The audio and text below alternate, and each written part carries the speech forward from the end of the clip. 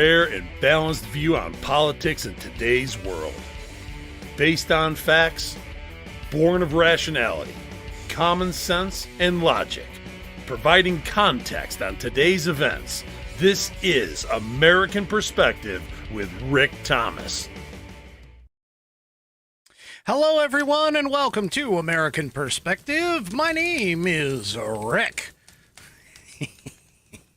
Yeah, I always have to laugh and chuckle with that because there's a little secret thing going on between Mrs. Whiskey and I about that. Anyway, all right, folks. Last night, I got to prelude all of this. So last night, you guys, I was here. I got my show done. 6 p.m. came. I ended the show. 6:30 hit. And bam. We lost power. We lost power for almost 14 hours yesterday. And the reason being is because, and some people have actually seen this on the news, because apparently it made national news, we had something known as a bomb cyclone come through here. Now, I had literally no idea what the hell that was. I was like, what the hell is a bomb cyclone? I mean, it's a cyclone that like tears shit up? I don't know. Anyway, come to find out, it seems to be a terminology that is used when the pressure, the air pressure, drops greater than like 20 millibars. I think in this particular case, we dropped about 24 millibars as this thing rolled through. And because of that, we ended up with, 35, 40 mile an hour winds with gusts of up to 50. And anyway, it ended up knocking over a bunch of trees. And so the power went out. It took them all night long. Thankfully to our electrical crews. Those guys are just freaking fantastic. But anyway, it took them all night long to get everything cleared off the lines and get things going. So woke up this morning, had no power, had no internet either, which made it fortunate because you guys, I finished the show. 30 minutes later, we were out. So that was pretty cool. Didn't lose anything. Refrigerator's fine. Freezer's fine. I heat with wood, so that's not a big deal either. So everything was pretty cool as far as that goes. We're all set up for that. So anyway, let's go ahead and get things started off with the Pledge of Allegiance. So if you are of mind, please stand, remove your hats if you're wearing one. If not, then make sure to put your hand over your heart. And let's get the Pledge of Allegiance going by the AI of our newly elected president.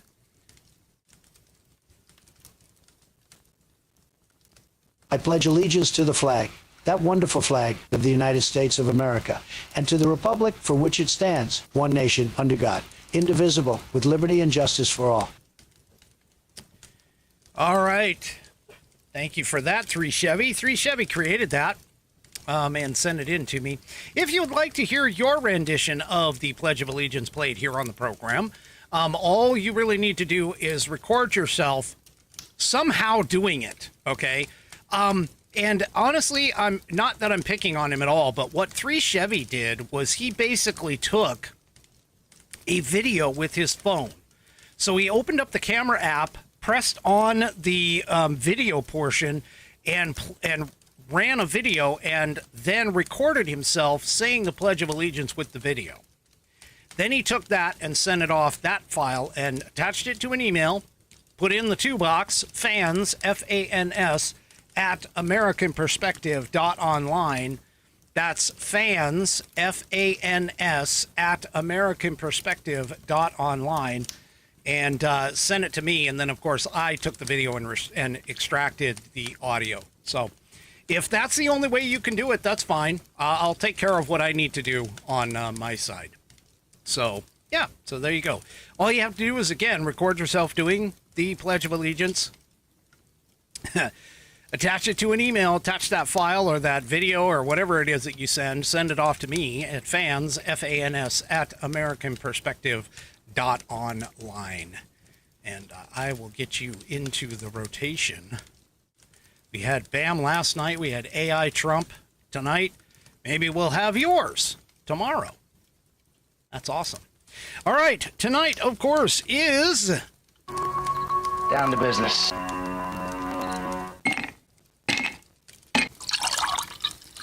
That's the nectar of the gods, baby. It is Whiskey Wednesday. It's like Taco Tuesday, but for badasses. And here, I am drinking out of... Mrs. Whiskey just shook her head as she was walking out the door. Anyway, I'm drinking out of the Knob Creek, so Bonnie will be happy. Anyway, so I'm drinking out of the Knob Creek, and of course, I am drinking it out of the True Grit Roots Network glass for that. And, yes, I do have my stones because it takes stones to drink with whiskey.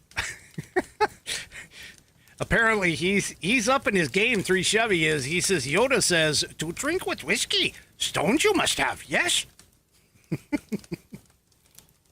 All right. And, of course, because it is Whiskey Wednesday and I am drinking out of the TGRN glass, it is TGRN.net night for the head promo. TGRN.net, that's True Grit Roots Network. God, I'm already slurring my S's and I haven't even gotten started yet. That's bad. True Grit Roots Network is the place to go. TGRN.net is where you head off to in order to find us on the web. You can listen to us right directly from the browser. Or if you don't want to do that, you can download our app. I don't know what you guys are laughing at, but whatever. You can download our app and either that, or you can find us in any one of these 3 apps, whether it is the Live 365 app, the Odyssey, that's AUDACY app, or the iHeartRadio app. Any one of the 3, you can search us up in their catalog of digital radio stations, and you can find us. Don't forget, January 2025, okay? January 2025, TGRN Blues switches to TGRN Blues and Rock Combination. The 2 of them, they get together, they get married, have children, whatever.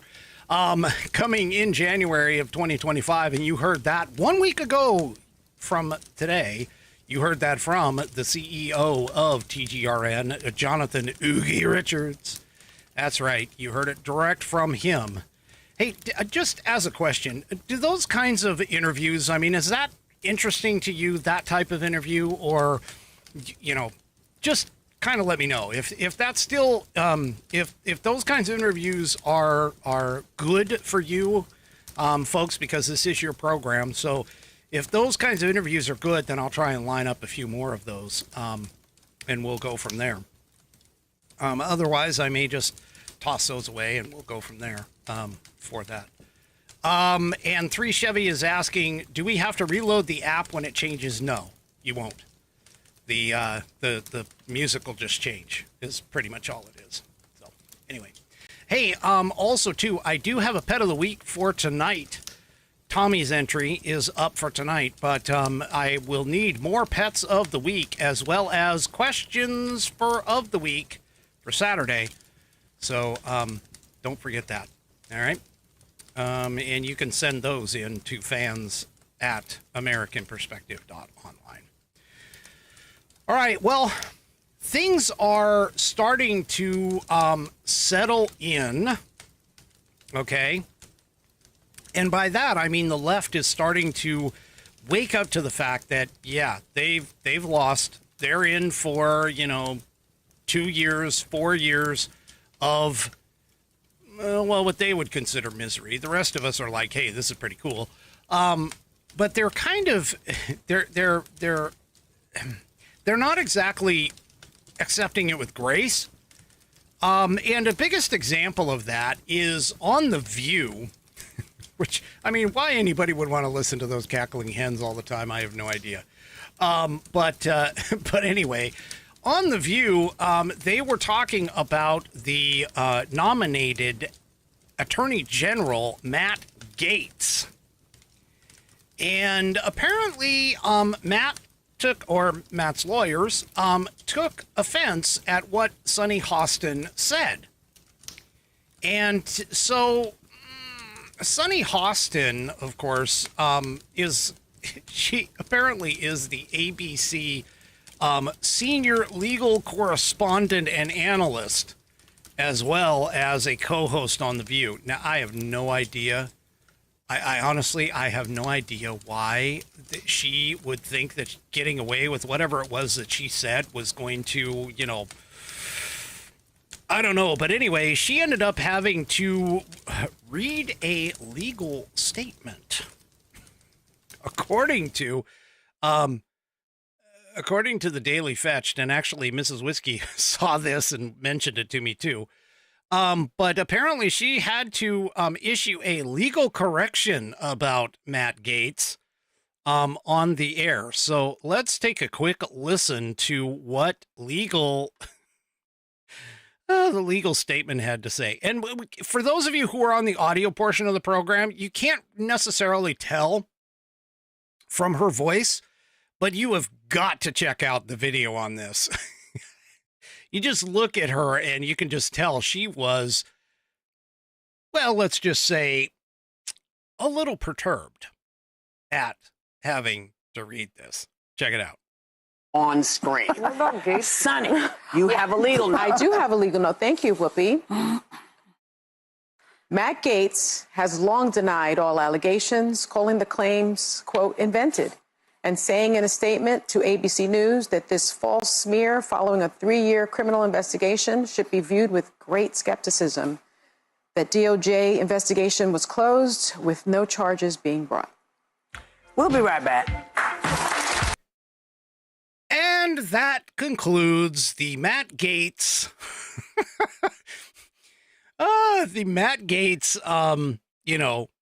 accusations of him being some sort of a child trafficker, sex trafficker, or whatever it was that he was being accused of. I already watched it once, and I have the the urge to watch it again just because I just love the way she's freaking staring at this thing. Oh my gosh. But anyway, so yeah, that is legally what's going on here, folks. That Matt Gaetz himself has long denied all the allegations, that the FBI and the DOJ have investigated it. All right. And they dropped it. They closed the investigations with no charges being brought.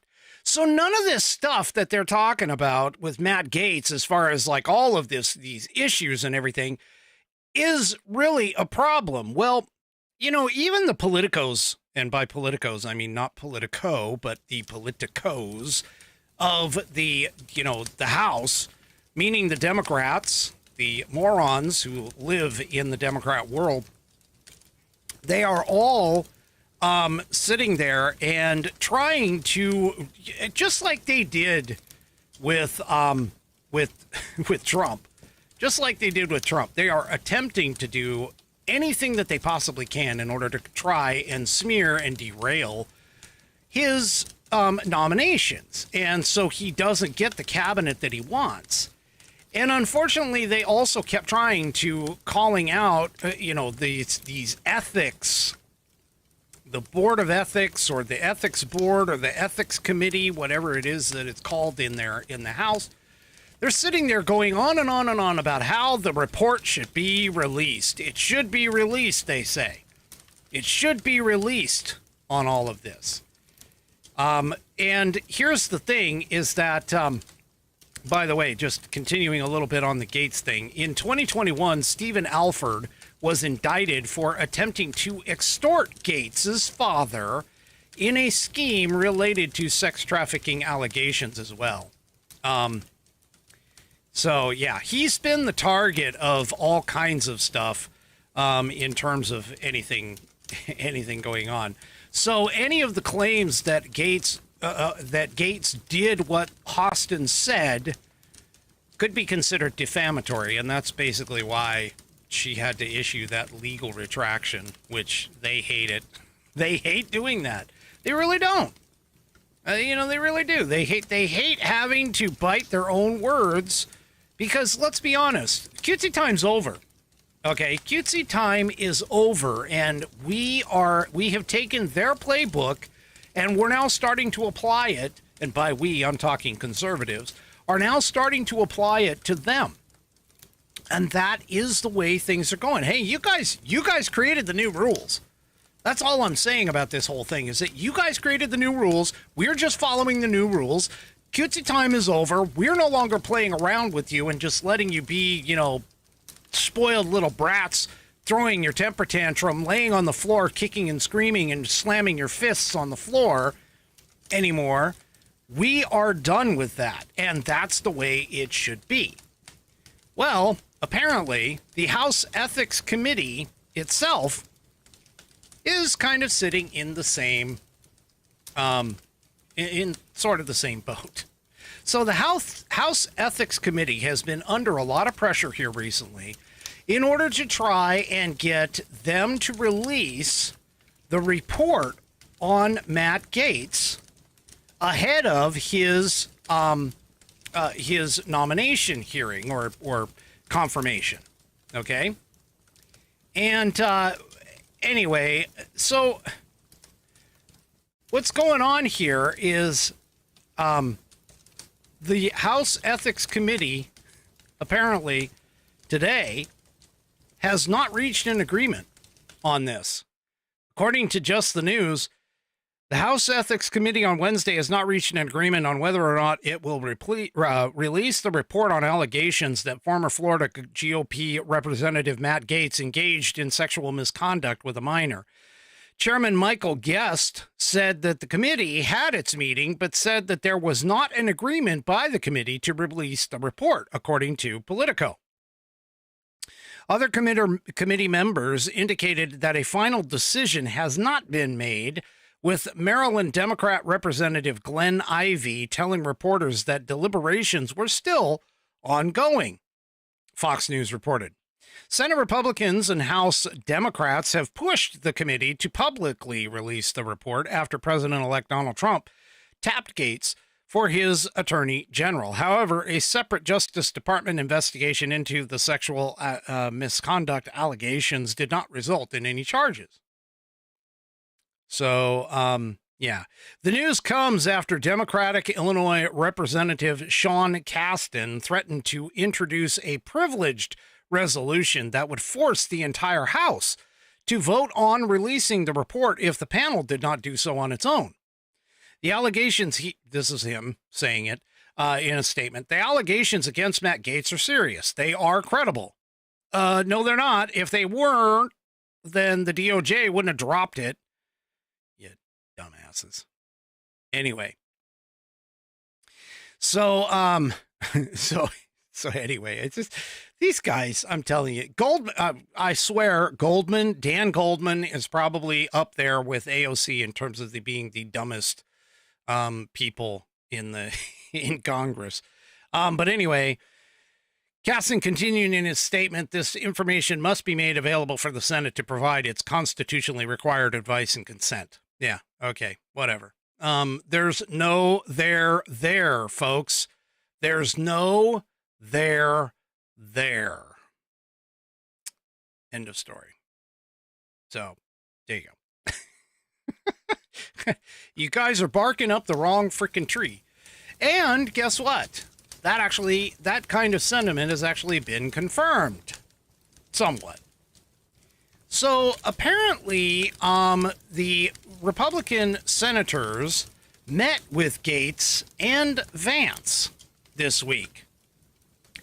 And Lindsey Graham, who is, let's just face it, he's not necessarily our friend, and he's not necessarily our foe. But anyway, they met This, according to, let's see, the Washington Times. They met and they were on Capitol Hill Wednesday with Vice President J.D. Vance to meet with Republican senators. Mr. Graham, a South Carolina Republican, said that the meeting he had with Gates and Vance was, quote, very good. I am committed to allow the process to go forward in a manner consistent with past practices and fundamental fairness. This process will not be a rubber stamp, nor will it be driven by a lynch mob, said Graham, who is apparently the ranking Republican on the Senate Judiciary Committee. He said this in a statement. He said, my record is clear. I tend to defer to presidential cabinet choices unless the evidence suggests disqualification. So, yeah. Mr. Graham continued and said an angry mob has surrounded the nomination process of Mr. Gates, and unverified allegations are being treated as if they are true. Well, we know that they're unverified allegations. The senator, this is Graham still, said, I have seen this movie before. I would urge all of my Senate colleagues, particularly Republicans, not to join in the lynch mob and give the process a chance to move forward. After years of being investigated by the Department of Justice, no charges were brought against Matt Gaetz. This is something we should all remember. He also suggested his colleagues go back to a time-tested process, receive relevant information, and give the nominee a chance to make their case as to why they should be confirmed. This standard, he says, which I have long adhered to, has served the Senate and country well. Josh Hawley, who is a Missouri Republican, also said that the Gates-Vance meeting went well and questioned whether the Attorney General nominee would face allegations and questions in a forum that is reasonable. So, yeah. Anyway, so things are starting to look better and better for some of the nominations. Well, apparently, there was a report that came out. This is Breitbart, and this report was essentially Jeff Greenfield, who is a contributing writer at Politico magazine, not the Politico playbook. Like he probably writes for them too, but in Politico magazine, and he essentially said that the chances of President-elect Donald Trump's nominees being confirmed by the Senate are quite good, he said. His opinion contradicts the mainstream media narrative on the confirmation chances of Pete Hegseth, Matt Gaetz, Robert F. Kennedy Jr. We'll throw Tulsi Gabbard in there, even though he doesn't mention it. And big media outlets apparently have been claiming for days that the three of these have almost zero chance of confirmation. But Punchbowl News told readers last week that Gaetz, and Punchbowl News also told readers last week that Gaetz can't get confirmed. However, Greenfield, who is a Yale-trained lawyer and former speechwriter of President John F. Kennedy, informed Politico magazine readers that history supports. Hear what I'm saying. History supports the fact that confirmation of Trump's nominees, who he characterized as, quote, the most unqualified individuals ever to be nominated, will still happen. Okay? So this is the thing, and this is in an op-ed that he published on Tuesday. Greenfield gave 3 reasons why all of Trump's nominees will be confirmed. So this is his bet. He's laying it down. What he said was, Number one, the first one, was the last time a nominee was rejected on the floor of the Senate was back in 1989. There you go. I mean, there's point number 1. We haven't done it since 1989. Anyway, so his second point, which this is, I mean, these next two are just, yeah. Anyway, the second point is that Trump has consistently demonstrated his capacity to intimidate Republican legislators into doing his bidding. Yeah. Maybe it's actually their constituents who voted for them on Donald Trump's coattails to get them into office, to give Donald Trump both the Senate and the House. Yeah. Anyway, his third point that he points out is the Republican majority in the next Senate is wholly different from the majority Trump faced in the first term. Well, that's no shit. Anyway, so yeah, there's some people, some voices in the communities that are now saying that, hey, you know, all of this hubbub and uproar about people like Matt Gaetz and Pete Hegseth, yeah, it's probably not going to, be that big of a deal. Well, we all know that Donald Trump has essentially said that he wants Gaetz no matter what, and that he'll try and get him through. The recess appointment thing, by the way, is still on the table because both Thune and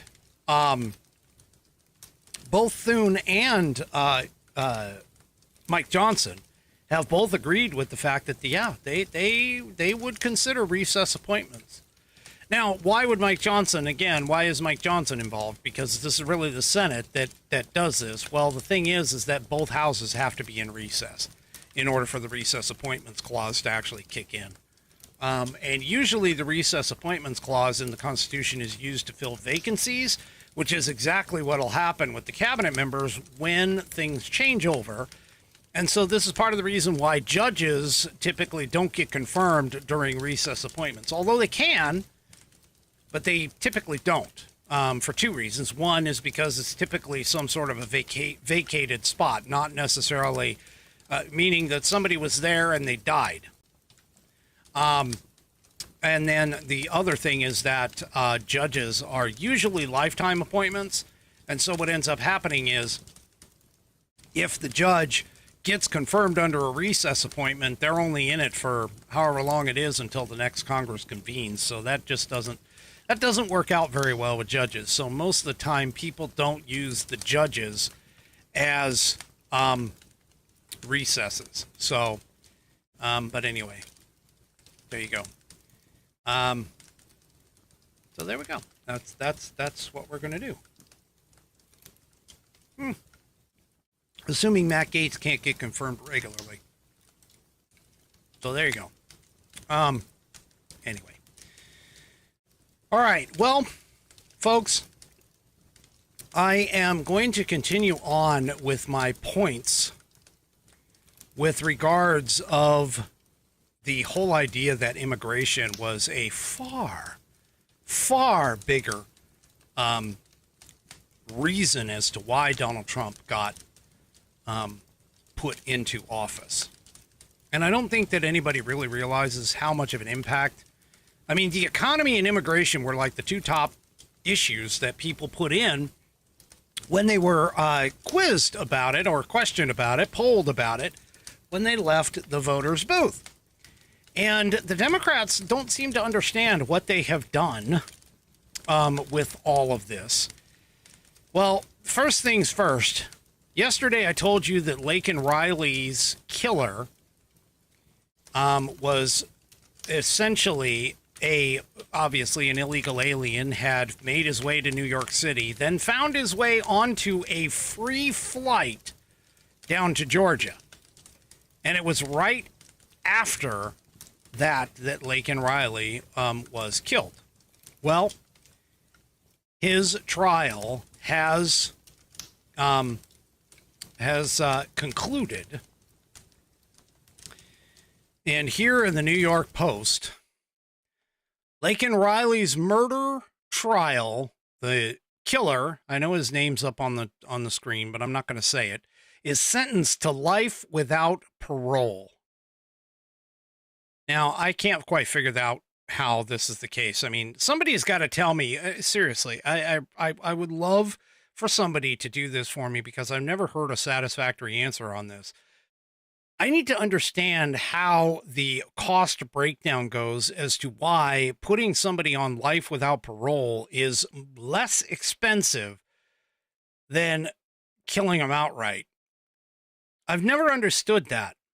And somebody has even made somebody tried to make the argument with me about it, and they couldn't. I need like a spreadsheet. Set it up and explain to me, seriously, explain to me how killing somebody and getting rid of them is less expensive, or sorry, more expensive than keeping them alive for 20, 30, 40, 50 years or whatever. I just don't understand how that could be like less expensive.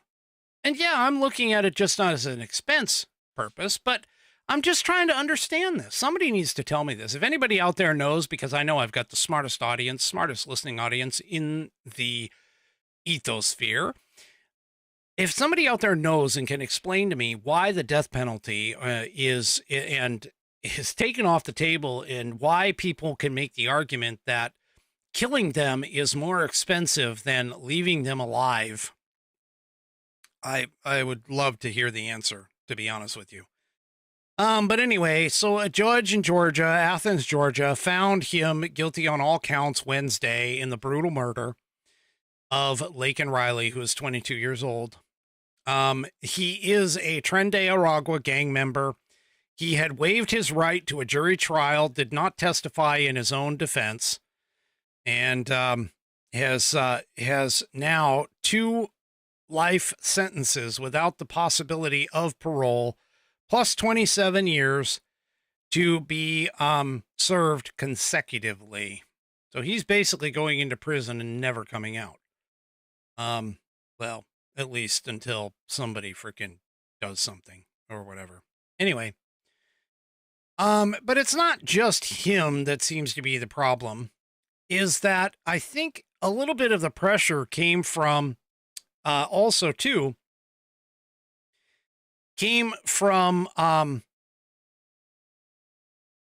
basically the lawlessness of the DAs and the left's like defund the police and, softening on crime and everything else that kind of also exacerbated this whole thing. Which essentially is this right here in the Daily Caller. Apparently there was a New York City stabbing spree here not too long ago, and the suspect itself, himself, herself, whatever, had 8 prior arrests, but were out on bail during the attacks. So the man who was arrested for stabbing and killing 3 people in New York City was out on bail and arrested 8 times prior to his spree, according to city authorities. The suspect, who's a 51-year-old homeless Hispanic man, was arrested Monday for unprovoked stabbings over the course of less than 3 hours, according to city officials at a press conference held the same day. The suspect was arrested 8 times prior to the incident, committing the attacks while out on bail for grand larceny earlier this year. NBC New York had reported. There's a real question as to why he was on the street. New York City Mayor Eric Adams said in the press conference, "It's preliminary now, but he was sentenced a few months ago." Apparently, this same gentleman had also been indicted and arrested 3 times in Hudson County, New Jersey, for theft, burglary, and criminal mischief, according to NBC News, New York.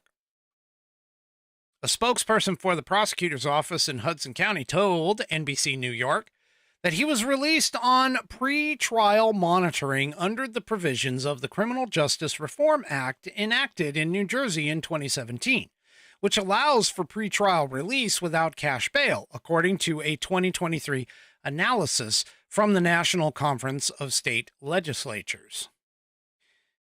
The gentleman had been charged with 3 counts of first-degree murder, according to NBC New York. He also had a history of severe mental health issues. Adams had said at the press conference. Folks, we've got a problem here. Okay? We've got a crime problem. We've got a challenge here where our people are the people that we put forth to essentially protect and serve, and I'm not talking about the police, but I'm talking about all of the prosecutors, the judges, and so on and so forth. We have a problem here with this. And I'm sorry, but people who live in these cities, these blue cities, who think that they're doing some good with this, you're not. You're not at all.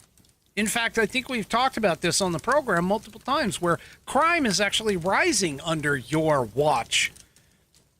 Crime is rising across the board in all kinds of cities and states where you have implemented soft on crime policies.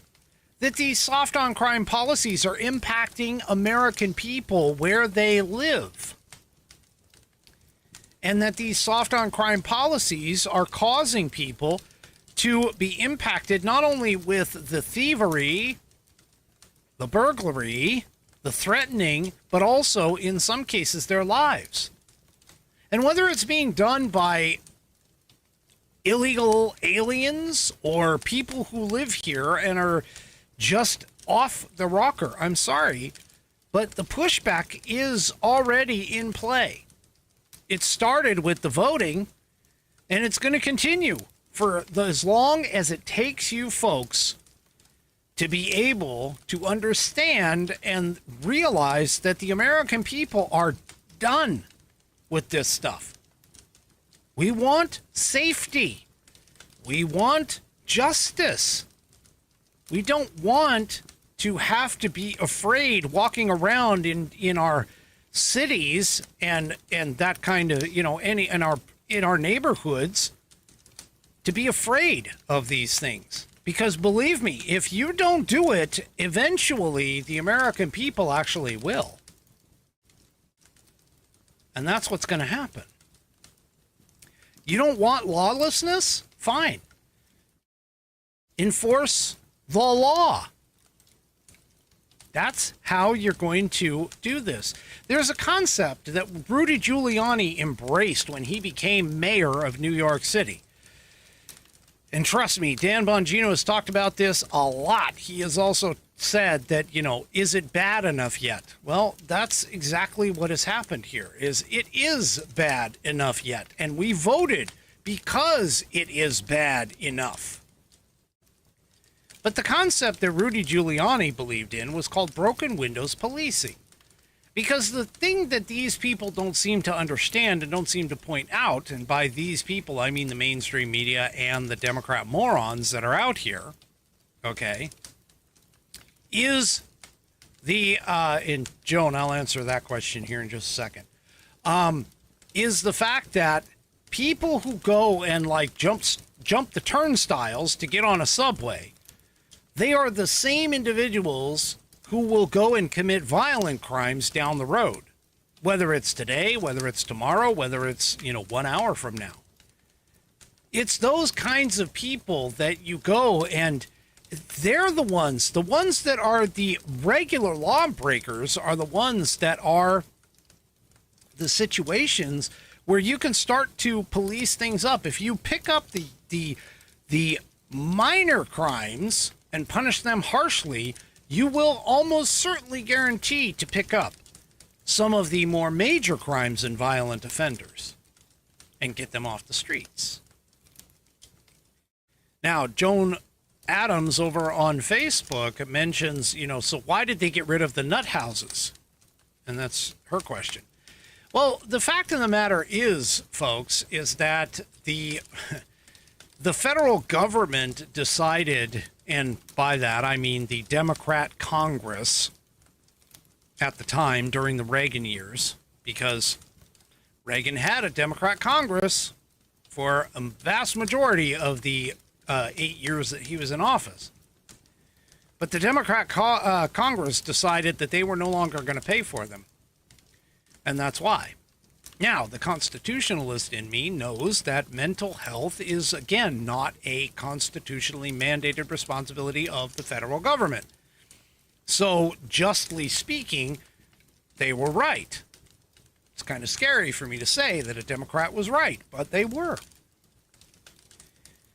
The problem is, though, is that the states have neglected to pick up on that task. And so that's why we are in the situation that we're in, as far as that goes. Well, certain Democrats, honestly, are a little frustrated over this situation. And let's just say that that was reflected in the November 5th to November 6th election of Donald Trump, the House and the Senate. But they are still feeling the heat because cities such as Chicago, which is a Democrat stronghold, they are starting to get the idea that, hey, this isn't such a great idea for this. Well, here in the Epic Times, there's a great premium report here about this. But in Chicago, illegal immigration crisis stokes pushback from locals. Some are questioning why illegal aliens, yes, I substituted the word, illegal aliens, okay, that are favored over locals.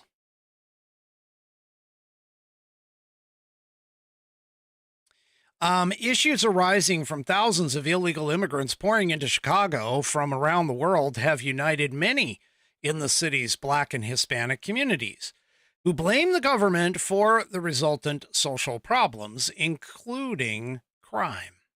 Local cities say that their neighborhoods are less safe, their schools are overcrowded, and already scarce jobs are now even harder to come by, and the distribution of municipal resources favors illegal aliens. Hector is a Hispanic pastor from Brighton Park on the city's south side, says, "My beef is with the government, not with the," he calls them migrants. Anyway, he continues, "There are a lot of injustices. We do not see equality. The migrants are given everything. The money is coming from our pockets. The city has provided housing for the new arrivals, ranging from large tents and warehouses to hotels scattered throughout the city and in suburbs. Chaplain Antonio, who ministers to immigrants, has observed criminal gang colors, signs, and emblems among them as he greets the newcomers on their arrival in Chicago. He says, "We are not against legitimate immigration, but this problem should have been stopped at the border." Antonio also said that the government is favoring the new non-citizen immigrants over people who are already here. Well, that's exactly what the federal government is doing. I mean, you guys think that things like Social Security, Medicare, Medicaid, all of that, that they just magically all of a sudden got a whole bunch of money to be able to pay for all of the things that these illegal aliens are taking at this moment? The government didn't just automatically create a tree that produces money, $100 bills or whatever. To continue here in the Epic Times, voices from the community. On a recent night, the Epic Times met up with T and X, obviously not their real names, two black men well acquainted with life on Chicago's mean streets, for a drive through some of the South Side's deadliest neighborhoods. X called the area cowboy land, where anything can happen at any time. X, who survived gang involvement well into his early 30s, said he can name 100 people killed in street violence. Now, keep in mind, okay, Chicago has mass shootings almost every single weekend. But the government, the FBI, won't produce those numbers because that would be against the leftist narratives. Chicago also happens to be one of the strongest and staunchest enclaves of gun control laws. And yet they won't admit that either, that gun control actually does not work. All you do is strip the legal residents, the people who are going to follow the law, of their ability to protect themselves. This has been true ever since this entire situations and all of these situations have come up. Now, X basically said, despite all of the problems, he says, I love my city. I would never leave. South Chicago is my land. X avoided prison. Today, he lives in a small house in a neat working class area and works in construction. He's a single parent raising 2 sons. He said he has nothing against the Venezuelans who make up the largest segment of the new arrivals. They're just trying to make a living, he said. T, who is a middle-aged elder statesman of Chicago's gang and street life, who is no stranger to the prison system, said, our life is hell. People are dying over here. T pointed to a woman that he knew on the sidewalk. You see that homeless woman? She's been a resident of Hyde Park her entire life. She is a United States citizen. She fell bad on her luck. She'll be sleeping outside tonight. There's a quote here by T saying, this is a sanctuary city, yet my people live in poverty. T continued and said that if that woman that he was talking about were an illegal Venezuelan, she would show up at the entrance to a luxury hotel on downtown or on Lake Michigan and be taken right in. They are given everything. This is the problem. He also continued and said, when I need rent assistance, I can't get it. But if I'm Venezuelan, no problem. He says, we have no problem with them being here. The problem is they're living here free. Yeah. So that's the problem, folks. That's the problem. See, it's not so much the migrants that come here legally. The problem is the fact that all the illegal aliens that are crossing the border and have been crossing the border, numbering anywhere from 10 to 15 million, okay, 10 to 15 million of these people that have come here, they're all being handed everything. They're handed a cell phone so they can be found or take calls or whatever. Sometimes that's sold immediately for money. They are handed a court date that could be anywhere from, 2 weeks to 10 years in the future. This is the problem. And the American people, honestly, are tired of it. They are really tired of it. And that is why you found out things like Donald Trump gaining over 76 million votes in the popular vote,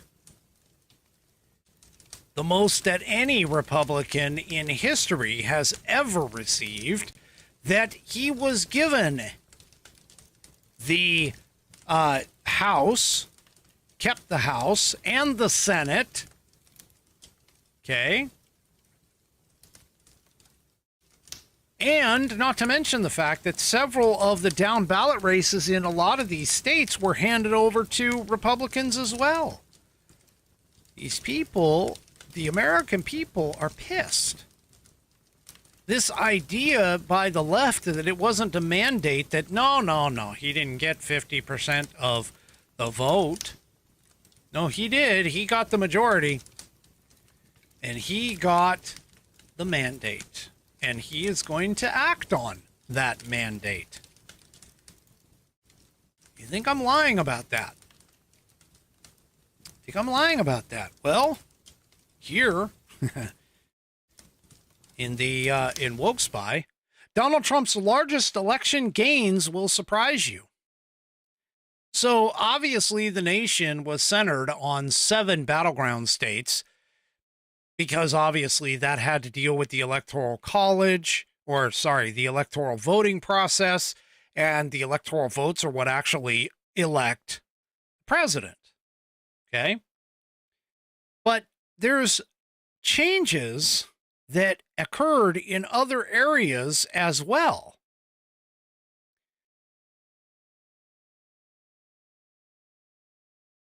Those changes that occurred in the fact that Donald Trump actually saw gains across all of the 49 states in the country. So and not only that, but he saw the largest gains in traditional Democrat states. 7 of the battlegrounds didn't even feature the top 10 pro-Trump swings nationwide. Yes, he saw gains in traditional Republican heartlands. His support went up by 6.5 percentage points in Tennessee. He enjoyed an 8.3 point boost in Texas. Florida, his home state, voted so overwhelmingly for Trump that most networks called it the second the polls closed, because he was given a 9.8 point boost in the state. But what's interesting, though, is that Trump saw a major increase in support in, of all places, California, which, for those that don't recall, was Harris's home state, where she spent much of her political career. Now, despite losing California, Trump gained 8.4 points compared to what he received in 2020. Trump also gained by double digits in New Jersey, 10.1, and in New York, 11.5. Dave Wasserman points this out on X, and you can take a look at all of this. He even gained in other places, too. You can see New York, he gained 11.5, New Jersey, 10.1, Florida, 9.8, Massachusetts, 8.7. Gained 8.7. He gained in California 8.4, Texas 8.3, Mississippi 7.7. Rhode Island, he gained 7% of the vote. Tennessee 6.5, and Illinois 6.4. Those are the top 10 biggest swings by state. You add that into the fact that he had,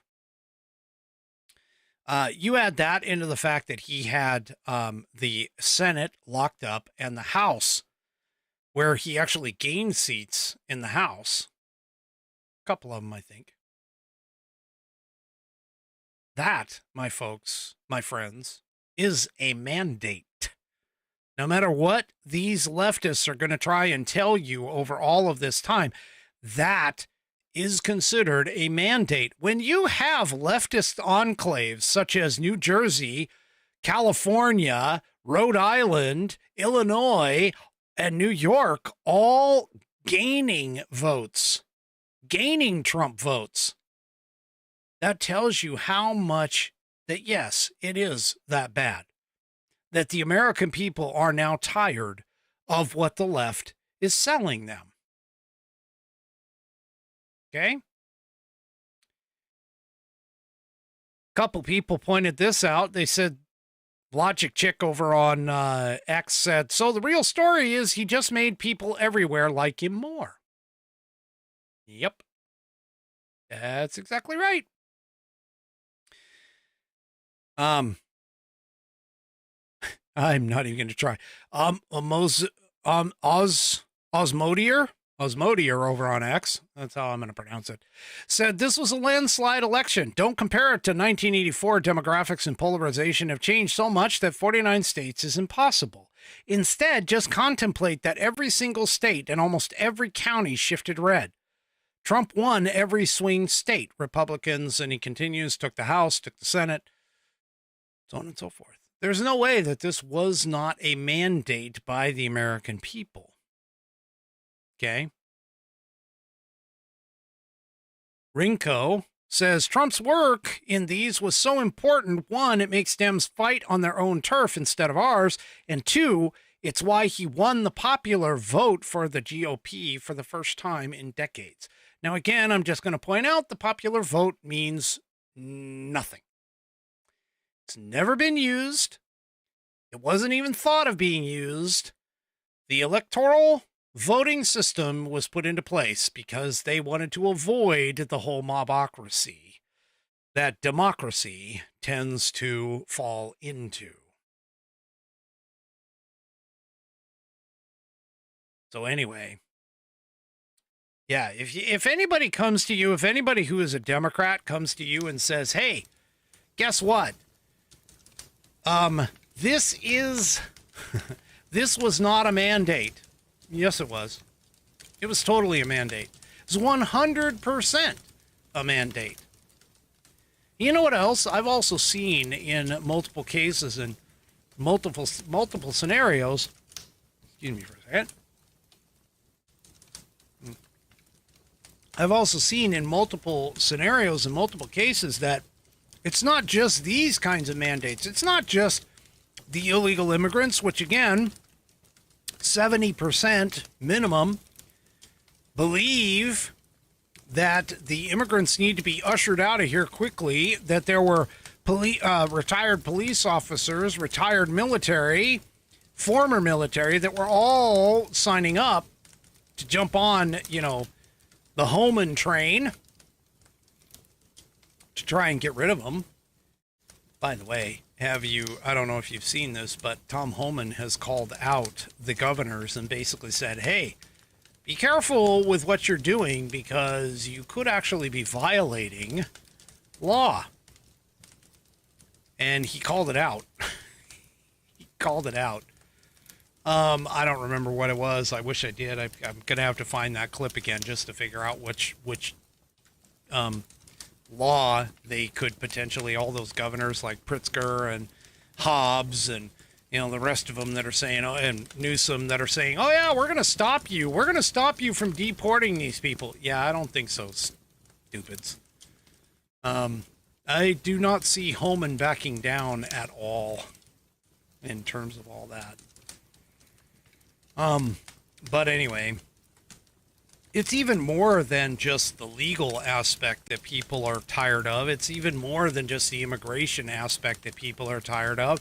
It's some of the other Democrat policies that you see going on in this world. And by the Democrat policies, I mean, in particular, this whole concept and idea of minimum wage boosting, that for some damn reason that you can just boost the minimum wage and all of a sudden legislate people out of poverty. We know, because again, you're the smartest,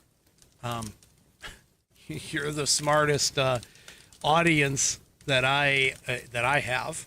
You guys are definitely the smartest, but as you well know, minimum wage, boosting minimum wage actually doesn't do anything but also boost the poverty line.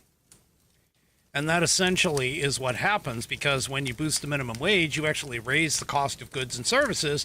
And by raising the cost of goods and services, you end up with raising the poverty line, meaning that somebody who's above the poverty line now, when a minimum wage boost goes into effect, they are now below the poverty line because of the cost of living increase that follows along with that minimum wage boost.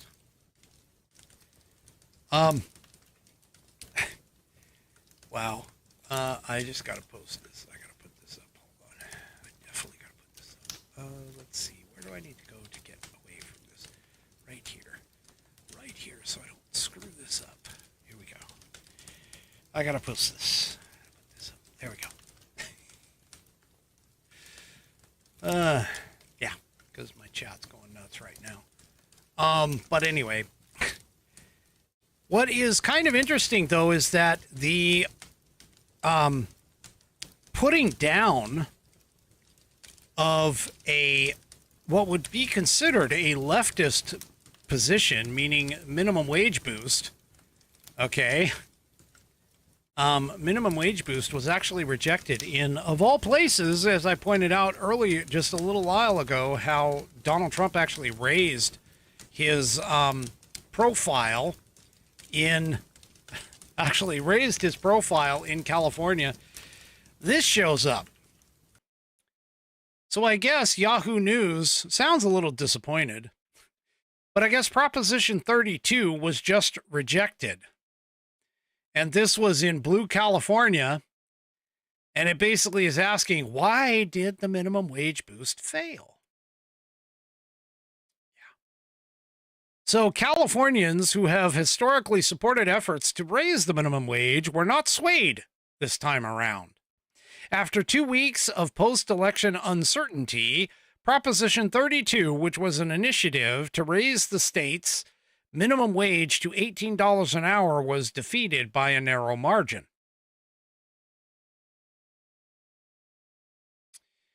The rejection was a pretty poignant sign of the times in a state like California, said John Kabatek, state director of the National Federation of Independent Business, who had urged voters to vote no. It is certainly sending a message that Californians across the political spectrum are fed up with higher costs and greater uncertainty on Main Street. Proposition 32 was declared defeated after falling just short, with 49.2% voting yes. The Associated Press called the race on Tuesday evening. Now, I just got a question for all of you people out there. Why in the hell is California still counting? I mean, seriously. What? We're sitting here, I'm not sure, close to like 2, maybe 3 weeks. What is today? Today's the 20th, so we're 15 days. So we're 2 weeks away from Election Day, and they're still counting? They've still been counting. I don't get it. I don't understand. They need to be like Florida, man. They need to get whoever did the Florida after the hanging Chads incident, whoever like corrected Florida's vote counting processes, man, they need to go to like all of the other 49 states and figure it out, because this is just nuts. I mean, literally just nuts. So the outcome, back to the piece, the outcome was the latest indication of a rightward shift in the reliably blue state, which saw a number of surprising results from the November 5th election. Voters overwhelmingly supported a ballot measure to undo a decade of progressive criminal justice reform. Remember what I was talking about earlier about the criminal justice issues impacting, California was that state, by the way, that put in the whole idea that if you took less than $1,000 in product, you weren't even going to get prosecuted. Well, people were going in and like figuring out, okay, $950. All right, we're done. We're out of here. And they take off. All of that was in California. California was the place that they started debuting these wonderful things where, and has been criticized for this, where you go walking into a drugstore or whatever, and deodorant is like locked up behind these glass doors with keys, where you have to go and find an associate to get a product off the shelf. People are tired of this. People are tired of this. This is what's going on. They also apparently rejected an initiative that would have banned forced prison labor. Wait, what? They had an initiative that wanted people to ban forced prison labor. What the hell are the prisoners going to do? I mean, pump iron and watch TV all day? Really? I mean, seriously? It's like, what? I just don't, I don't, anyway. Back to the piece. Opponents and economists, I was trying to slam those two together and it just didn't work. Opponents and economists said that by striking down the proposed minimum wage increase, voters signaled that they were nervous about businesses raising prices to offset their added labor expenses. Wait, what? We have voters that have actually,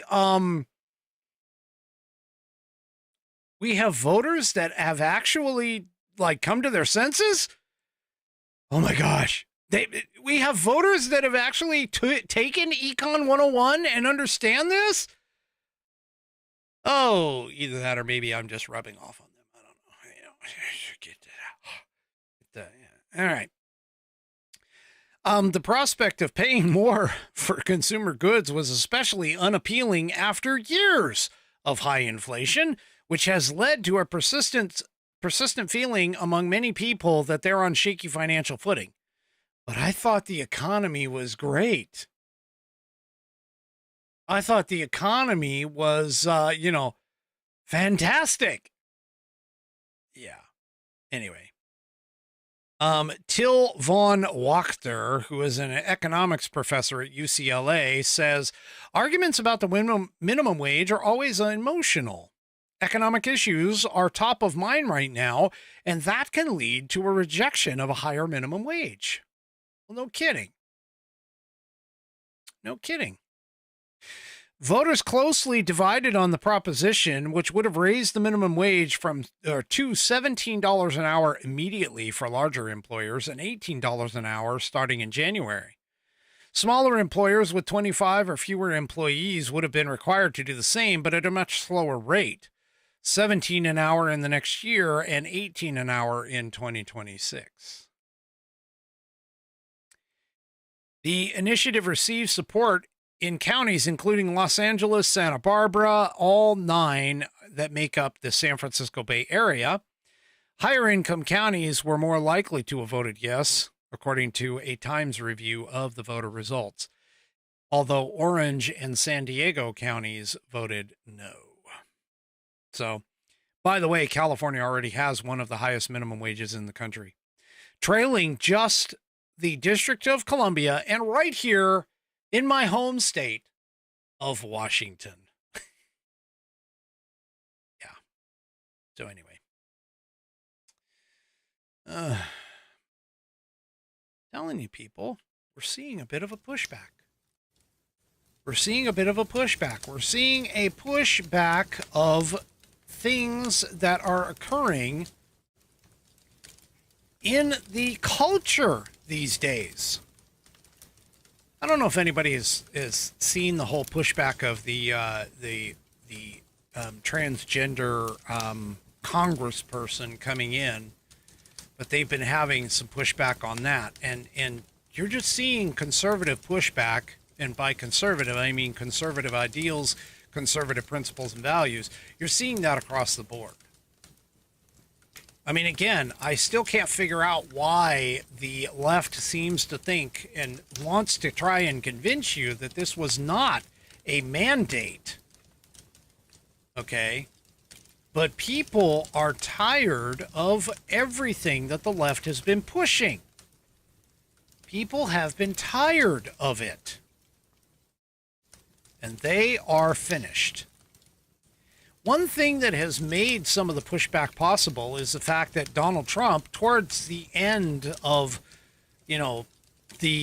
towards the beginning, I should say, of the election cycle and everything else, all of the cases that have been levied against him in terms of the lawfare is another reason that people are starting to get the gist that, hey, and this was part of the reason, you want to add to it, this is part of the reason why Donald Trump has gained and garnered the attention that he did in this past election. Well, apparently, Michael Avenatti, and I have no idea why he did this. I really don't. I don't even know why he's even speaking out about it. But he's now come clean on some of this. So here, And this is, for those of you that don't recall who Michael Avenatti is, Michael Avenatti was Stormy Daniels' lawyer. Well, Michael Avenatti is now saying that the hush money verdict should be thrown out. This from the Populous Times. And remember, the hush money verdict has been placed on hold, meaning that they could pick it up after Trump leaves office. Okay. But anyway, Michael Avenatti, who's the lawyer who represented Stormy Daniels against Trump in the hush money trial, has termed the president's prosecution in that particular very case as a political persecution. And he says that he wants the guilty verdict vacated. During the trial, Avenatti received a significant amount of mainstream media attention and was very vocal against Trump. He's currently serving a combined 19-year prison sentence. In 2020 and 2022, the 53-year-old was sentenced for defrauding his client, Stephanie Clifford, also known as Stormy Daniels. Okay. The proceeds of her memoir and attempting to extort Nike, of all things. He recently went public in an explosive statement about the Trump's hush money trial, demanding that the ruling be found the ruling that found Trump guilty be vacated. Trump's legal team, who also wants the conviction overturned, to spare the president unconstitutional impediments while fulfilling his presidential duties, Judge Juan Merchan scheduled the decision for November 19th, and Trump's sentencing has since been suspended. But DA Alvin Bragg is refusing to dismiss the case. The hush money verdict should promptly be thrown out by Judge Merchan and the case immediately dismissed, Avenatti wrote on X. It was always a political prosecution solely designed to keep Trump from being elected, founded on the perjury of grifters Cohen and Daniels. Continued, while the country moves forward, Cohen and Daniels can crawl back where they came from.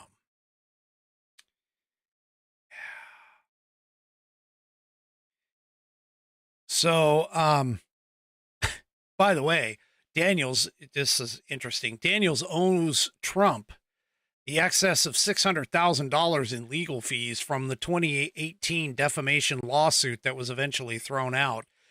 MSNBC claims that Trump's team is negotiating with Daniels to reduce the amount in exchange for confidentiality, an allegation that the president's communications director, Stephen Chung, disputes. So, yeah.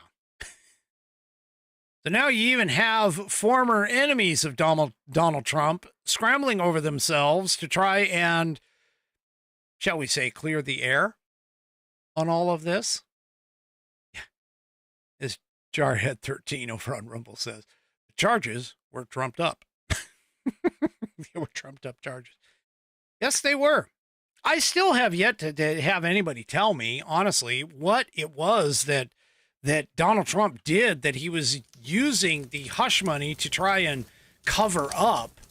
Because remember, the 34 supposed felony convictions were all supposed to be essentially felonies because he was attempting to cover up another crime, but yet that other crime has not been named or even figured out.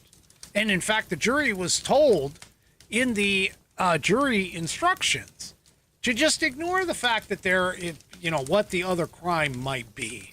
Just imagine that there is a crime that has been committed and that these charges are what would be used in order to cover up said crime. I mean, that's essentially, maybe paraphrasing, but that is essentially the instructions that they were given. You don't even have to come to a consensus as to what the charge or the crime that they're covering up was. You don't even have to do that. You don't even have to come to a consensus. You can be 2-2-2 or 4-4-4 or 3-3-3 or whatever other combinations that are all thrown in. I know I'm being a little facetious here, folks, as far as that goes. But yeah. Anyway, all of this stuff, it's just going crazy. Well, speaking of Matt Gaetz, just to kind of round out the scenarios here, apparently, according to Breitbart, now I'm going to be honest with you, the timing on this means absolutely nothing to me, okay? Because let's be honest, the Department of Justice has a lot of articles, of papers and stuff that would normally be designated for destruction anyway. So I really don't see this being like any kind of a coincidental sort of situation, but it does sort of tickle my fancy in terms of the timing of it. So here in Breitbart, apparently there was a paper shredding truck that has appeared outside the DOJ shortly after the Gaetz nomination. And so a lot of people are trying to attribute this truck showing up that, oh my gosh, the DOJ is destroying paperwork because Matt Gaetz is going to find all of this. I mean, this is how crazy these people think, honestly. But anyway, I'm sorry. It's just standard procedure more than likely. Okay. Let's just be real. It's probably standard procedure. So the oversight project on X posted, today we have a paper shredding truck arriving outside the DOJ. We have maintained a physical investigative presence by the Justice Department, which also is more convenient for cooperating sources. Again, folks, I can't assign this to the fact that Gaetz got confirmed. I just can't. I've been at organizations that have, regular truck shredding companies come in and regularly shred stuff. In fact, more often than not, what ends up happening is you have drop-off bins that are locked that you drop papers into, and then once a week, the shredding company comes by, grabs those bins, takes them down to the truck, throws them in the truck, and the truck sits there and literally shakes as it's shredding everything, okay? So I'm sorry, I'm not going to jump on the bandwagon with this. It just is hilarious that somebody even tried to tie this together. Honestly, I think it's just a standard procedure, 1 week, maybe 1 week or whatever. It's just a standard procedure kind of deal. So, yeah, I just don't see where this is that big of a huge kind of, oh my gosh, it's a gotcha. No, it's not. It's not. It's not. So anyway, so much for that. All right. One last thing that I'm just going to kind of, so the whole Ashley Babbitt thing, this is like an off-kilter sort of story. The Ashley Babbitt scenario, Officer Byrd, at least I think that's his name, Officer Byrd shot and killed an unarmed Ashley Babbitt. And there is some question as to whether or not Officer Byrd was justified in doing so. Now, the police department did their investigation, closed their investigation, absolved Byrd of any wrongdoing, and in actuality, I've heard that he has actually been promoted since this has happened. Okay. But the thing about it is that we're still trying to figure out, and there is still, too, a court case going on. It is a civil court case, a wrongful death suit that is going on. And so occasionally you're going to see stories like this come out, and you're going to see more information. like what I'm about to show you come out. Now, I'm not trying to add to any kind of conspiracy theories or any other types of situations. I'm not trying to add to the hysteria. January 6th was January 6th. It was a day, a horrible day. A riot occurred. There was no insurrection, even though the left keeps wanting to try and say that Trump caused an insurrection. He hasn't caused an insurrection. He wasn't even a part of it. So the 14th Amendment doesn't apply for all of you morons that are running around trying to say the 14th Amendment does. It doesn't. We've already covered this on this show multiple times. But as far as Ashley Babbitt is concerned, there are still some questions that are going on. One of them being some of the key witnesses who may have been right next to Ashley as the shots rang out. So here in Blaze Media, mysterious Babbitt shooting witnesses incited rioters. Met secretly with Capitol Police on January 6th. So apparently there's a couple people in the video who are dubbed Frick and Frack that have yet to be named and identified. They stood feet from Ashley Babbitt among more than a dozen other unidentified material shooting witnesses. So these two unidentified men who incited rioters on January 6th captured video throughout the U.S. Capitol for hours and stood feet from Air Force veteran Ashley Babbitt when she was shot, are drawing new attention as the 4th anniversary of the tragic day looms. So Blaze News did a video investigation and found that these two, dubbed Frick and Frack, assisted and shadowed a large group of protesters from the Capitol's West Plaza to the House Speaker's lobby before Babbitt was fatally shot.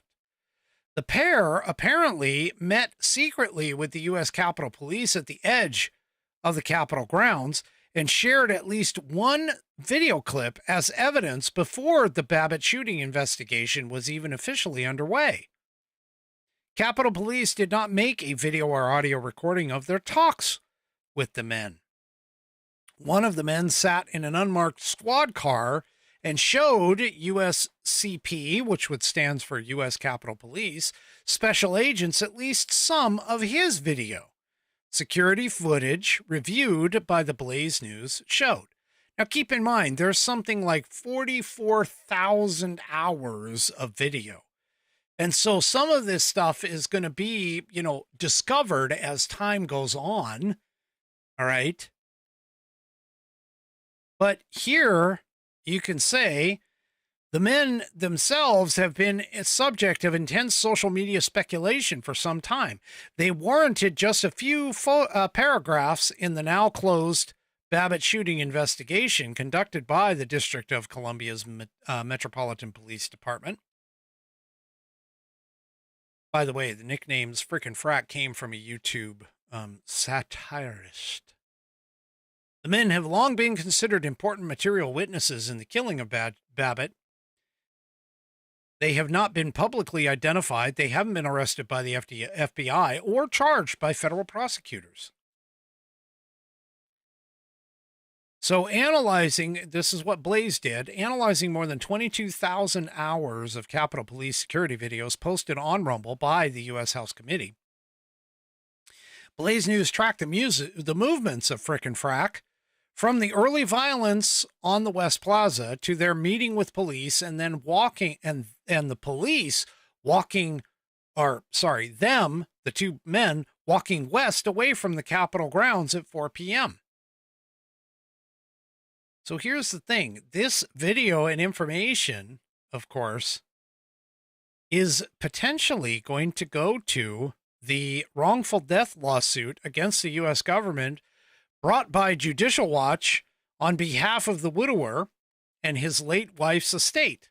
The DOJ secured a change of venue from Babbitt's hometown of San Diego to Washington, D.C. Judicial Watch is appealing that change of venue, but yet the suit itself is proceeding into the discovery phase. So this is going to be a long time. So here's some photos of some people that they are looking for. They're trying to identify. And this article kind of goes through several of these other situations or these other pictures. But again, we still do not have the full accounting of what occurred on January 6th. The FBI itself won't even say how many plants, how many confidential human sources, CHSs, that they had in the crowds up there. And in fact, some of these men who are in these pictures have been provocateurs. And one of them in particular, this guy right here, the red on red with glasses, okay, the second one over from the left in the top row, he was captured on video launching a long 2x4 like a javelin through the window at the Senate wing door at 2:12 p.m., creating the first breach of the Capitol building. So we still don't know the full effect of what's going on with these people. And it's going to be a while before we find out. Hopefully that Ashley Babbitt wrongful death lawsuit will produce some information and results. All right, folks, let's get on to Pet of the Week. Put in or added, presented by, whatever, Tommy, Ms. T of Texas. All right, so Ms. T wrote me and says, the other evening I quipped that I really needed to send you pics of grumpy fish. And she decided to make it happen. Here's the backstory. So G, for those of you that don't know, Ms. T of Tex and G are, shall we say, domicile partners. Okay. But anyway, so G surprised Ms. T with a 10-gallon aquarium about 18 years ago, complete with a variety of nice little tropical fish. Two of the fish were known as, or called, silver dollar fish. Okay. Over time, the fish headed to the big aquarium in the sky, except for these silver dollar fish. We would try to introduce a little cory cat or another little fish, and then that didn't work out. So they ended up just leaving the two silver dollar fish alone. 4 years ago, one of them developed a fatal condition and they lost her. So now all they have is grumpy fish.